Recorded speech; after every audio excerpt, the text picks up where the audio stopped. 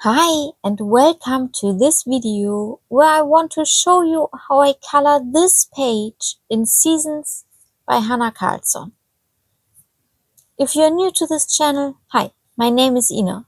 If not, welcome back. If you watched my video with the plans for this month, then you know that my first thought was to make the background of this page blue. But now I've decided to create a more painting-inspired, abstract look and make the background a bit more colorful. For this, I'm using 4 Neocolor tools and 3 Jackson Aquarelle. From Jackson, these are the colors Salmon Pink, Grey Rose, and Ochre. And from the Neocolor tools, I'm using Jade Green, Lime Green, Pink, and Salmon Pink.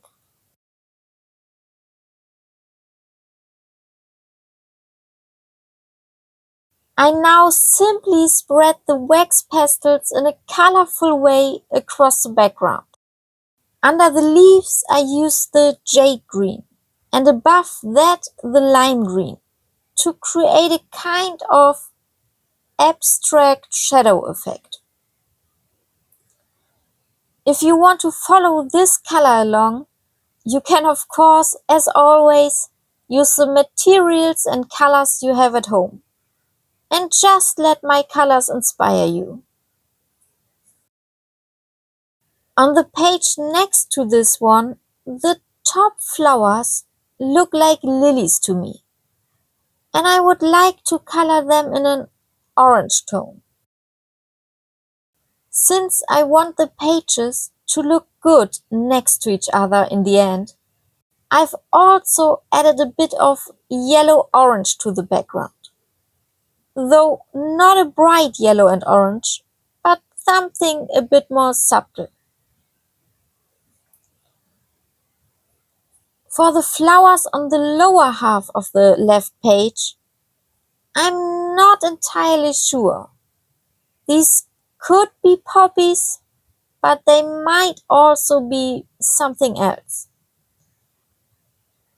And if they are poppies, they would be red, which doesn't fit so well with the orange-red blossoms of the lilies.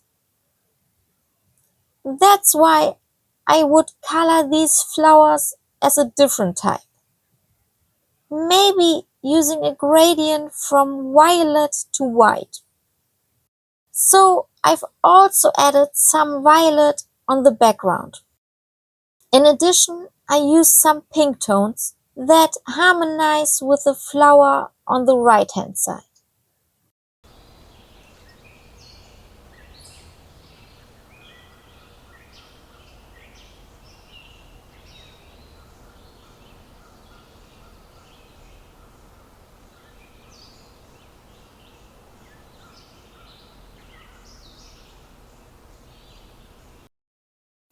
And after placing the wax pastels, I blend them with water using my water brush.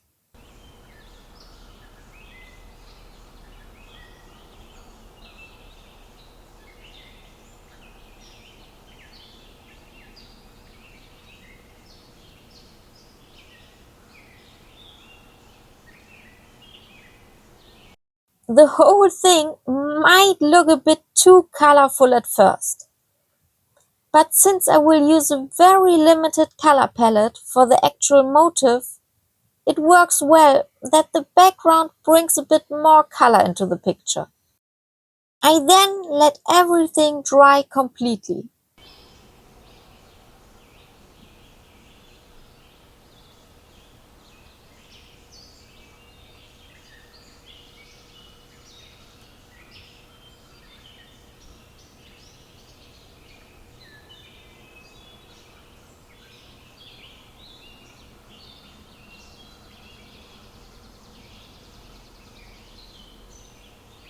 After that, I took a white water-soluble crayon from Herlitz to go over the background again. That helped even out some spots that looked a bit patchy, and slightly brighten the colors. If you were to use a Neo Color 2 here, the effect would probably be much stronger, and perhaps too strong. But since I don't have a white Neo Color 2, I couldn't try it out. And I'm happy with the effect from this children's crayon. What always works well for backgrounds are color splatters. So I took metallic watercolors, started with this pink tone, and added a few splatters to the background.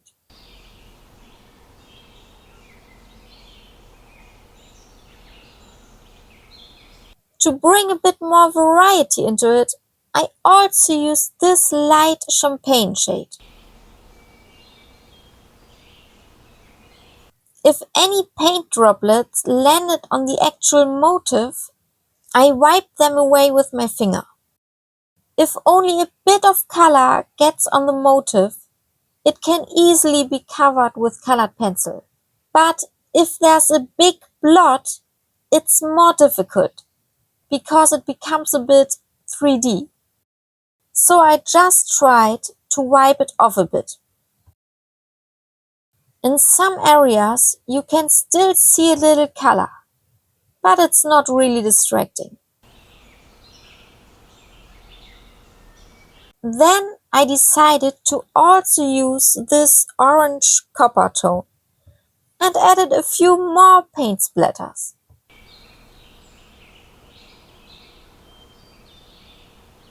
And again, I wiped away any large droplets from the motif.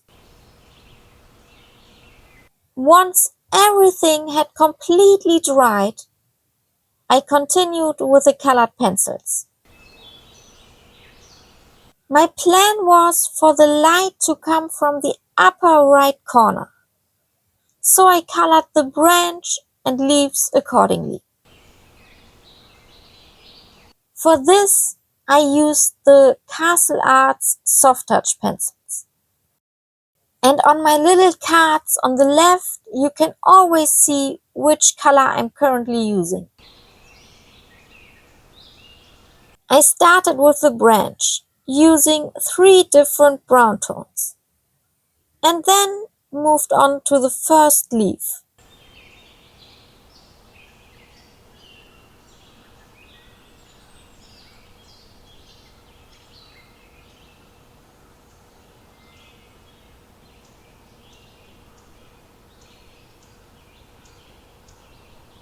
For the leaf, I began with my darkest tone, and my plan was to have the leaf veins stand out a little lighter. So I first placed the shadow behind the leaf veins, starting from the light source, and also on the part of the leaf farthest from the light. On the other side of the central leaf vein, I placed the darkest tone directly along the vein.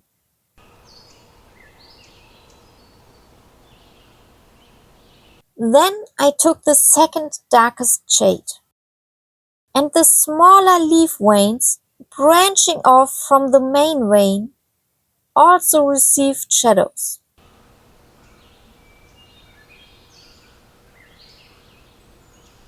With the medium tone, I slightly darkened the side of the leaf vein that faces away from the light. Next, I continued with the second lightest tone, and then the lightest green.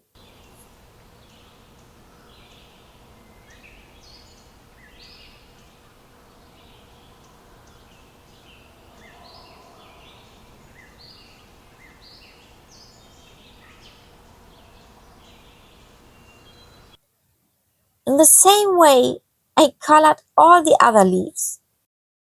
Of course, I always paid attention to where the light would likely fall, which areas of the leaf would be lower or more in shadow, and which would need to be lighter.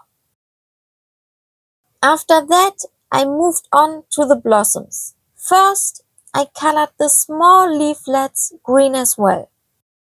In my planning video for July, I also mentioned that the flower looks like a magnolia to me, which usually blooms in spring rather than summer, while this page is in the summer section of the book.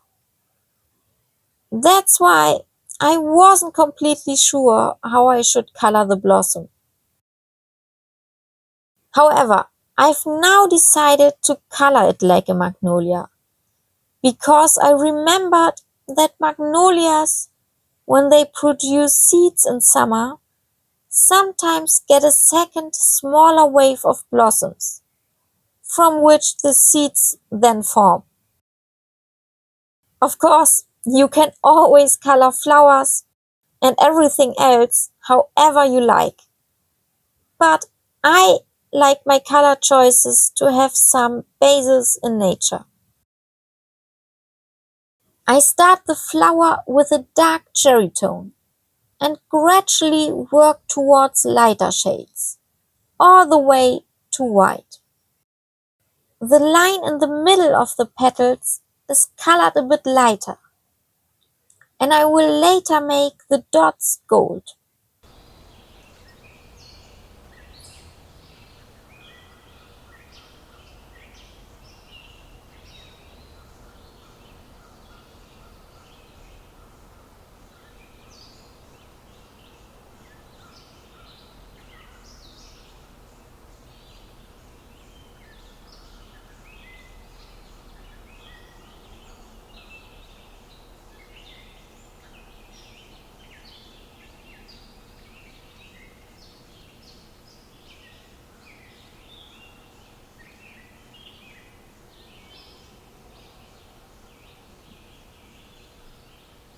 To make the transition from grenadine light to white a bit more harmonious, I decided to add Naples yellow light as an intermediate tone.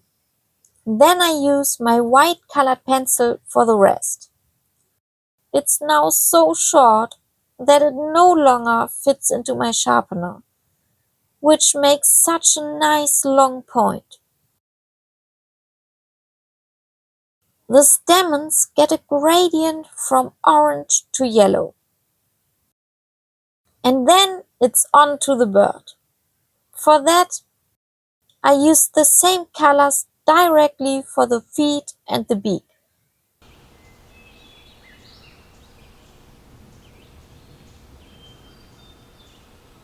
I decided to use the colors from the blossom for the bird as well. I wanted to make the belly a bit darker, while the upper part becomes slightly lighter, and the longer feathers on the chest are the lightest.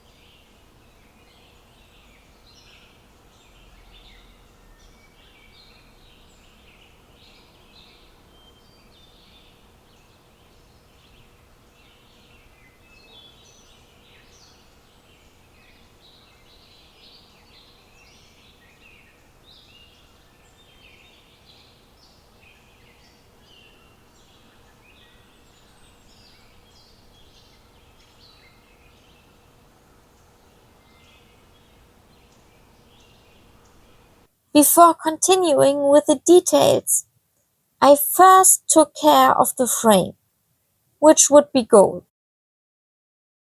However, I didn't want to create a yellowish gold with yellow and ochre tones.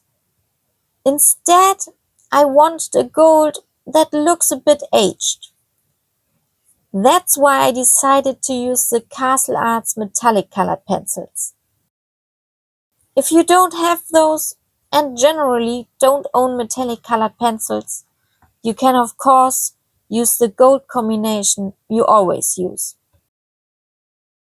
For this I used the colors Zircon Bronze,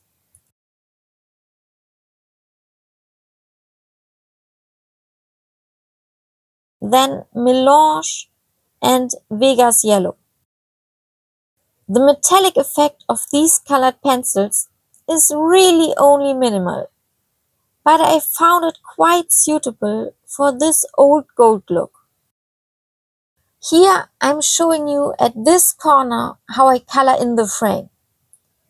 And I'll do the repeating elements quickly off camera in the same way.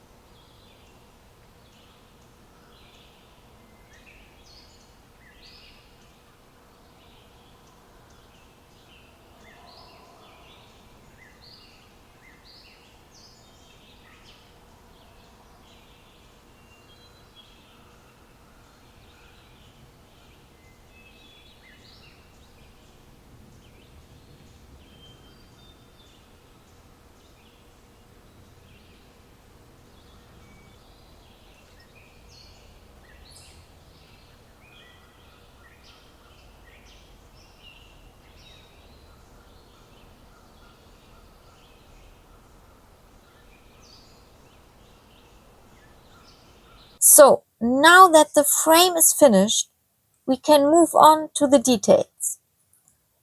I start with a Pentel Hybrid gel pen in gold and first use it to fill in these small dots on the blossom, as well as the details on the bird.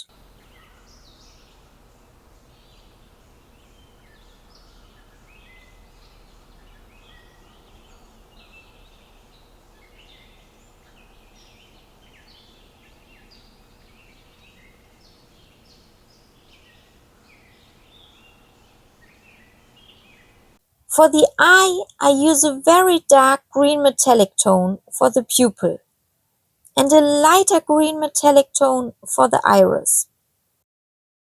Then I use my white Posca marker to cover the upper lines of the petals. I found that it somehow works best for me if I first use the Posca marker and then go over it again with the Sakura Jelly Roll. I do the same for these feathers on the bird's chest. And finally, the bird gets a little highlight in the eye. And since you can never have enough dots in the background, I also added a few more white ones with the Posca marker, which you probably won't even see on camera, but they are there. And the page is already finished. Here you can see it up again close.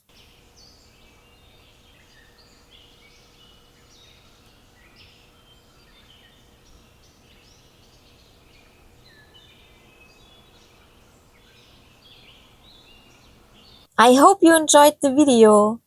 Bye and see you next time.